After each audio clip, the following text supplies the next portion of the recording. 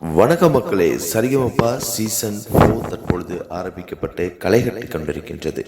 அந்த வகையில் இலங்கையிலிருந்து, குறிப்பாக மலையகத்திலிருந்து சென்ற இந்திரஜித் மீண்டும் ஒரு எஸ்பிபியின் குரலில் அமைந்த அழகான பாடலை பாடி அரங்கத்தையே அசத்தியிருக்கின்றார். அதே போல பலர் நெஞ்சங்களில் அந்த பாடலை கொண்டு போய் சேர்த்திருக்கின்றார். பலரது மத்தியிலும் அந்த பாடல் பெரும் வரவேற்பை பெற்றுள்ளது. 1979 ஆண்டு பட்டின பிரவேசம் திரைப்படத்தில் இடம்பெற்ற எஸ்பி பாலசுப்ரமணியம் குரலில் வான் நிலா நிலா அல்ல உன் வாலிபம் நிலா எனும் பாடலை பாடி முழு அரங்கையும் அதிர வைத்திருந்தார் என்றுதான் குறிப்பிட வேண்டும்.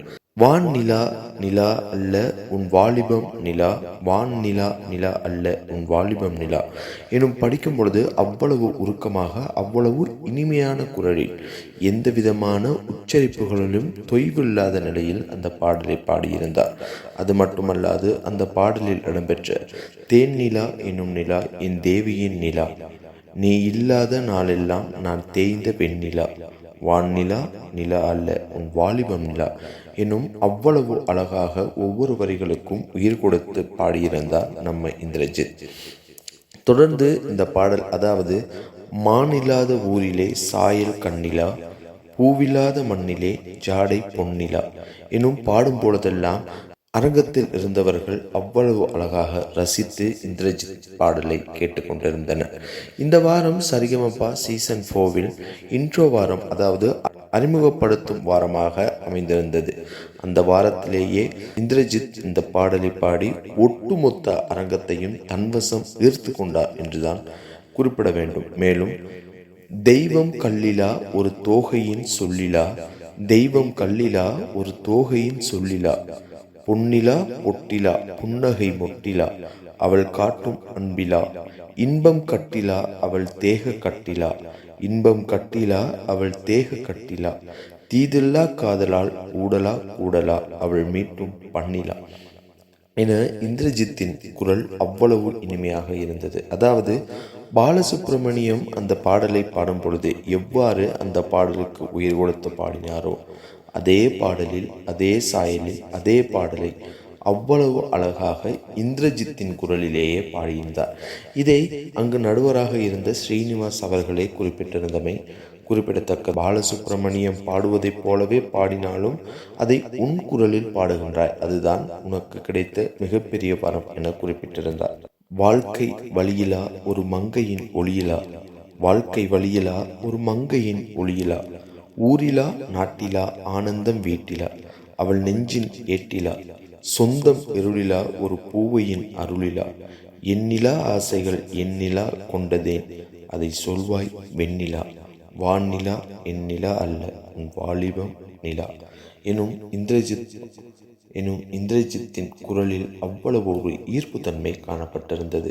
இந்த பாடலை படித்து முடித்த பின்னர் அரங்கத்திலிருந்த நடுவர்களாக இருக்கட்டும், ஏனைய போட்டியாளர்களாக இருக்கட்டும், அத்தனை பேரும் எழுந்து நின்று இந்திரஜித்திற்கு கை கொடுத்தனர். இந்த பாடலை பாடிய பின்பு இந்திரஜித்துக்கு கோல்டன் பர்ஃபார்மன்ஸ் வழங்கப்பட்டமையும் குறிப்பிடத்தக்கது. மேலும் இந்த பாடலை படித்து முடித்த பின்னர் கார்த்திக் அவர்கள் இந்திரஜித்திடம் ஒரு கேள்வியை கேட்டிருந்தார். இவ்வளவு அழகாக பாட்டு படிக்கிறீங்க, இசையை கற்றுக்கிட்டீங்களா அப்படின்னு கேட்டிருந்தார். அதுக்கு இந்திரஜித் வழங்கிய ஒரே பதில், நான் இசையை கற்றுக்கொள்ளவில்லை, எல்லாம் கேள்வி ஞானம்தான் என கூறும்பொழுது நமக்கே ஒரு ஆச்சரியத்தை ஏற்படுத்தியது. என்னடா இசையே படிக்காமல் இவ்வளவு அழகாக படிக்கிறாரே அப்படிங்கிற ஒரு எண்ணம் நமக்குள்ளே எழும்பியது. இருந்தாலும் இந்த மகுடம் இந்திரஜித்தின் கைகளுக்கு செல்வதற்கு நிறையவே வாய்ப்பு இருக்கின்றது. காரணம் என்னவென்றால், இன்னும் 6 மாதத்திற்கு எம்முடன் தான் பயணிக்கப் போகின்றீர்கள் என ஸ்ரீனிவாஸ் அவர்களே குறிப்பிட்டிருந்தார். அது மட்டுமல்லாது இந்திரஜித்துக்கு ஒரு மிகப்பெரிய கனவு இருப்பதாகவும் இந்திரஜித் இந்த மேடையில் குறிப்பிட்டிருந்தார். நான் எஸ்பிபியின் கல்லறை முன்பாக நின்று பாடலை பாடி அவரிடம் ஆசி பெற வேண்டும் என கூறியிருந்தார். அதற்கு கார்த்திக் அவர்கள் அனைத்து போட்டியாளர்களையும் அங்கு செல்வதற்கான வாய்ப்புகளை ஏற்படுத்தி கொடுக்க வேண்டும் எனவும் குறிப்பிட்டிருந்தமை குறிப்பிடத்தக்கது. எது எவ்வாறாக இருப்பினும் இந்திரஜித் தற்பொழுது சரிகமபா மேடையை கலக்கி கொண்டிருக்கின்ற ஒரு போட்டியாளராக மாறிவிட்டார். இந்திரஜித்திற்கு நாள் செல்ல செல்ல அநேகமான ரசிகர் பட்டாளங்கள் இலங்கையிலும் சரி இந்தியாவிலும் சரி தமிழர்கள் எங்கெங்கு வாழ்கின்றார்களோ அங்கெல்லாம் உருவாக தொடங்கிவிட்டார்கள். எனவே பொறுத்திருந்துதான் நாம் பார்க்க வேண்டும்.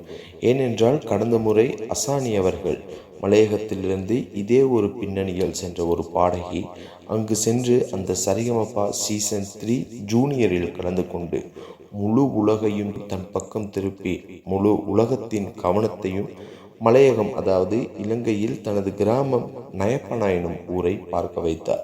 அது மட்டுமல்லாது அதன் பிறகு ஏராளமான உதவிகள் அந்த ஊருக்கு கிடைக்க தொடங்கியதை எம்மால் மறக்க முடியாது. அது பெரும் சோசியல் மீடியாவில் வைரலான ஒரு விடயமாக மாறியது. இந்திரஜித் அவர்களும் தற்பொழுது பாடி பல நெஞ்சங்களை கொள்ளை கொண்டு வருகின்றார்.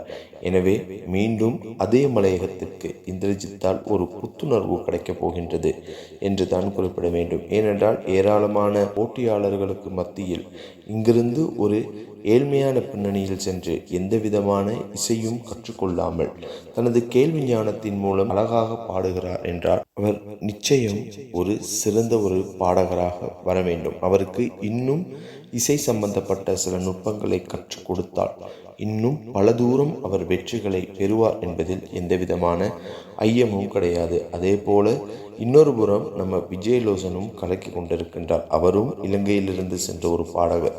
இருந்தாலும் அவர் ஏனைய போட்டிகளில் இலங்கையில் இடம்பெற்ற பல்வேறு இசை சம்பந்தமான தொலைக்காட்சிகள் நடத்திய இசை சம்பந்தமான போட்டிகளில் பங்கேற்று அதன் மூலம் இசையை வளர்த்து கொண்டவர். ஆனால் இந்திரஜித் அப்படி கிடையாது. எந்த விதமான பின்புலமும் இல்லாமல் பின்னணியும் இல்லாமல் இசையை முறையாக கற்காமல் தனது கேள்வி ஞானத்தின் மூலம் இந்தளவு உயர்ந்து சென்று விட்டார். எனவே அவருக்கு மகுடம் கிடைக்க வேண்டும் என பலரும் எதிர்பார்த்து காத்திருக்கின்றனர். நாமும் எதிர்பார்த்து காத்திருப்போம். தொடர்ந்தும் இவ்வாறான வீடியோக்களை காண எமது கோடிப்பக்கம் நவ் யூடியூப் சேனலை சப்ஸ்கிரைப் செய்யுங்கள், ஷேர் செய்யுங்கள், லைக் செய்யுங்கள் என கூறி விடைபெறுகிறேன். நன்றி, வணக்கம்.